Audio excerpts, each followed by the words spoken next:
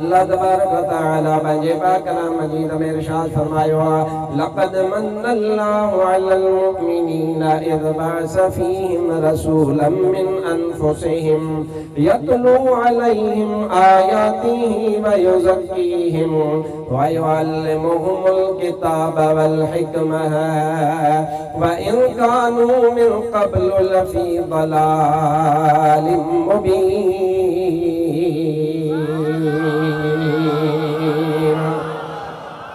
सुभान अल्लाह। इतना खां शुरू थे तो आखिर ताईं आवाज़ अचे। अल्लाह तबारक व तआला पंहिंजे पाक कलाम मजीद में इरशाद फरमायो आहे तहक़ीक़ अल्लाह तबारक व तआला मोमिनन जे मथां वॾो एहसान फरमायो आहे जो अल्लाह तबारक व तआला मोमिनन ॾे मोमिनन मझां वॾी इज़त वारो रसूल रवानो फरमाए छॾियो आहे। या अल्लाह उहो तो हबीब छो रवानो फरमायो? अल्लाह ताला इरशाद फरमायो उहो हबीब मां इन जे करे रवानो फरमायो आहे जीअं तव्हांखे अल्लाह जो आयतूं मुस्तफ़ा ॿुधाईंदो वञे ऐं तव्हांखे गुनाहनि खां पाक ऐं साफ़ बणाईंदो वञे।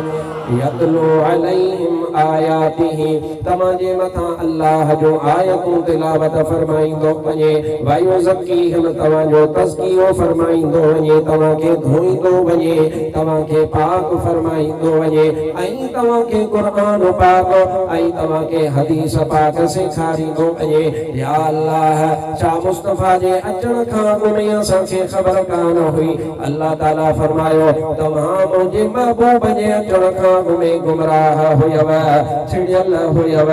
अल्लाह ताला तव्हां ॾे पंहिंजो हबीब रवानो फरमाए करे तव्हां सभिनीनि खे गुमराहीअ खां बचाए वरितो आहे।